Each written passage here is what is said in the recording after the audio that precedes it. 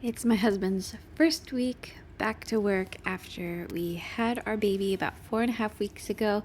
And so I'm really just kind of trying to find a groove. But my husband has been getting up with our toddler if the baby's still sleeping so that I can get a little extra sleep after being up nursing through the night. So he had already given our toddler some breakfast. And then he made me some toast with almond butter and peach jam, which was delicious. And then I just made myself some coffee because he had to go back up to work. And so I find it essential to put in my contacts, put on deodorant, and then it's really helpful to just get the wrap on after the baby nurses. That way I have two hands free. And my toddler had asked if she could play with kinetic sand. And I know better. I know better. But sometimes you're just weak in the moment. Like I should have said, yes, you can play outside after mommy eats breakfast. But she seemed so excited about it. And I also was really hungry and I just wanted to eat. So I said yes. There was a lot of cleanup. It was not worth it. But anyways, fortunately, my mother-in-law came over. And so she helped clean up some of the sand, and then she held the baby. And then my mom picked up my toddler for a little outing with her cousin. They went to a splash pad in downtown, in a downtown area where we live. So they had a great time. So then I had like almost 2 hours of time. And moms of newborns know that you can basically get 1,000 things done in that uninterrupted time. So I came upstairs and without a rush, sometimes you always feel like you have to go quickly, but it was just kind of nice to leisurely take my time, make my bed, and so I did that, and then I got dressed, and then I thought, these sheets, the pack and play sheets and the crib sheets, they had a few little spit up spots. So I thought it would probably be a good time to address that. So I got my spray bottle, and in the spray bottle, it's just tied with OxyClean. It's about 4 parts water to 1 part Tide OxyClean. And I find that it's a really effective pre-treatment spray for really almost anything. I don't really find it does a great job of getting out like oil stains or grease stains, but other than that, I feel like it gets pretty much everything out. So I keep one bottle upstairs in my bathroom, which is where we also have our like dirty clothes hamper. And then I also keep one down in the basement next to the washing machine. And whenever I notice something that needs to be pre-treated, so if it's like right after I take it off myself or off the baby, if there's a spot, I'll just try to spray it before I put it in the hamper. Because chances are I will miss it because I'll have forgotten about it by the time I get it down to the basement. So I just give it a quick little spray, and I do like using a spray instead of like a bar of soap or a stick because I feel like it covers more area more quickly, and I like to be efficient when I'm trying to do laundry. Laundry is not something that I particularly enjoy lingering over. It just, and I don't dread laundry either. It's just something that I do, but I like to do it efficiently. And then you'll notice that I have a little bag over my shoulder, which seems weird, but I keep this bag on the doorknob going down our basement stairs. The doorknob on the door going down to our basement stairs. And anytime I notice like dirty socks on the floor, or if there's like a rag in the kitchen that has dried and it needs to be washed, then I'll just stick it there. And then when I get my laundry basket and I'm heading down to do the laundry, then I'll just put it over my shoulder and toss the contents of the bag in with whatever else I'm doing laundry. I don't really separate things out. I used to, when I was first married, do like loads of towels, and then I would do lights and darks and whites. And I found that I always pretty much had piles of laundry sitting outside waiting for enough similar items to accumulate so that I could, justify running a load. And I really prefer just, lumping everything in together. Obviously, if I'm going to bleach things, I would do that separately. I wouldn't put in all my colored stuff, but otherwise I really don't feel like I notice a difference. Like, I don't think it seems worth it to take the time and the floor space and the extra mental effort to separate things. Although I know that there are a lot of really interesting ways that people do it and they swear by it, but I don't know. I don't think it makes enough difference. So it's really cute. One of my boys, when I was convalescing postpartum in bed, which for me, that kind of looks like really having to be in bed because I deal with heavy bleeding after I have babies. But he was like, he kept asking, when am I getting out of bed? And then I was like, why? Are you missing me? He's like, well, I was wondering if you could make chocolate chip cookies. So he had to wait patiently a few weeks for chocolate chip cookies. And then actually he helped mix up this dough. He and his older brother, they're pretty adept at making chocolate chip cookie dough. So they did that, and they're also adept at baking it, but they kind of ran off and got distracted. So I thought I had a moment, and it'd be nice to go ahead and bake them for them. So this is a gluten-free chocolate chip cookie. I really do think this is the best chocolate chip cookie recipe. I mean, it just tastes like all the most delicious chocolate chip cookies I had growing up. I buy the Measure for Measure King Arthur gluten-free flour from Costco. I feel like that's the best value for gluten-free flours. And there's, on the back of the bag, there's a recipe for chocolate chip cookies, and I do not really think it's that great. That's not what makes me think of like chocolate chip cookies. Like, there's honey in it, which I feel like has a strong flavor. So anyways, I can leave the recipe in the description box of the gluten-free chocolate chip cookies that my family likes the best.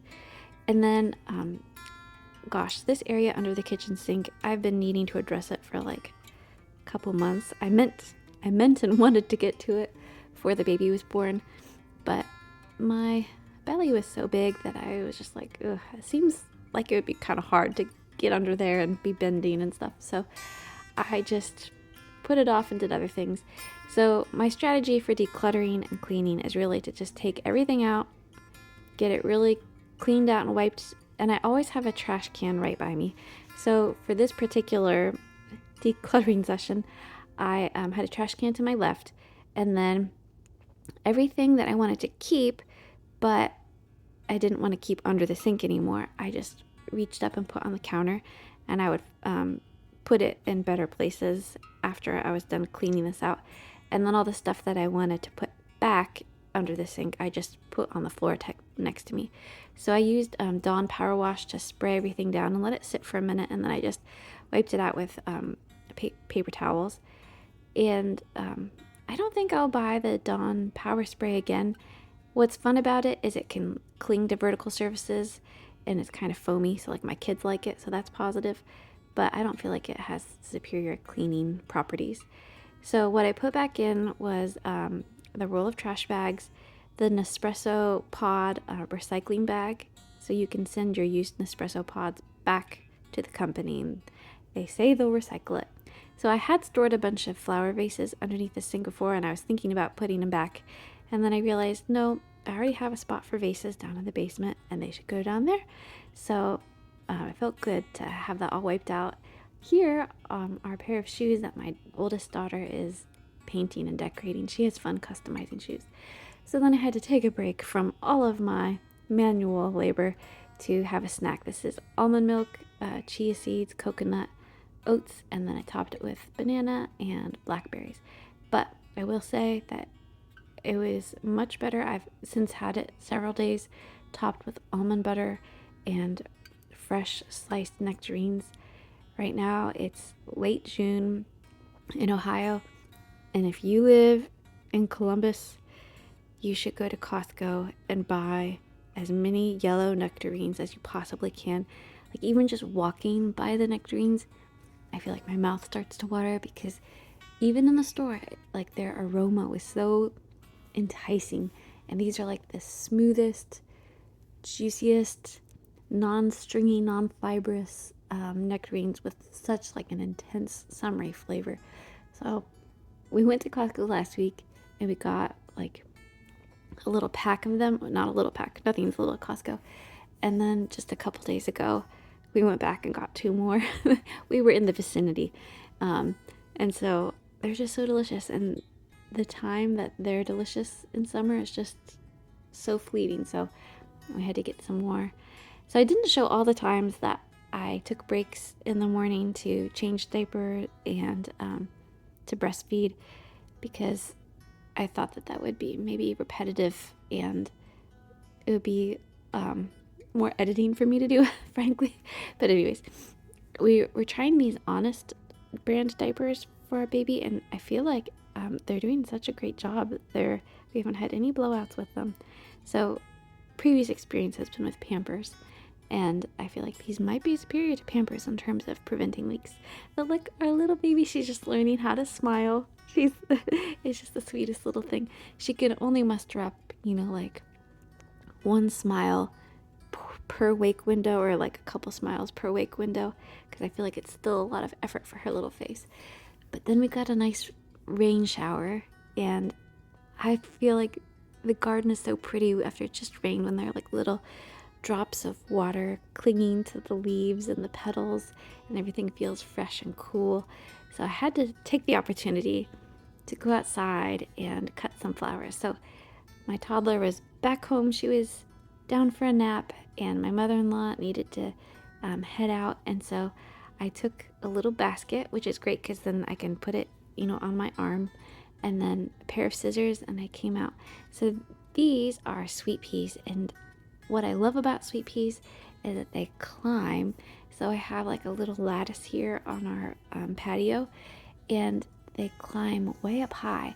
So I think they're about 10 feet tall now, and I'm hoping that they're going to start traveling over the top of pergola. I don't know if they will.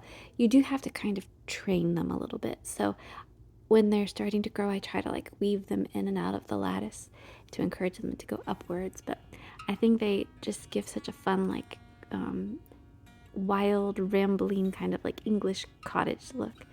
So we've got some daisies, and then this is the first dahlia that bloomed, and it's almost like a blackish purple. I don't know if you would call that like a Merlot color. I don't know. But I feel like it's going to be very striking against the more pastel dahlias that I've also planted, and which are just starting to bloom. And then there we've got the good old purple coneflower standby.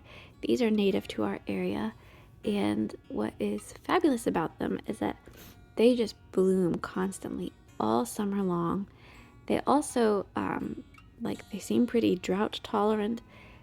They do well in vases as cut flowers for at least, I would say, a week. And the deer don't eat them, the rabbits don't eat them. So I feel like they really earn their keep in the garden.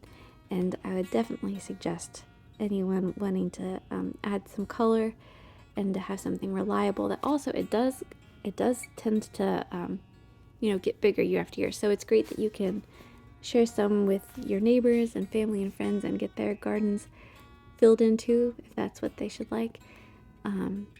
So I love this little vase. A friend gave this vase to me, and it had an air plant in it, and unfortunately I promptly killed it. But this vase is so interesting. It's asymmetrical. I think it's handmade, and it has these it's white, and then it has like really thin blue stripes. And I find that I just keep reaching for it. I wish I knew where she got it, because I would like to go and see what else they have.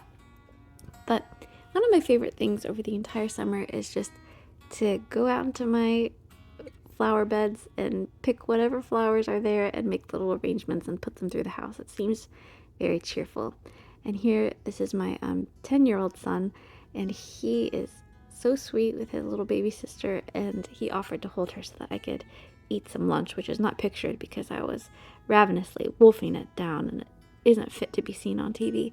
And then he actually went out and picked this. This is called Love in a Mist, and I think it's one of the most unique flowers. I don't often see it, but it's gorgeous in a vase. Anyways, thank you so much for joining me for the morning. I hope that you consider subscribing and that you'll come back to my next video.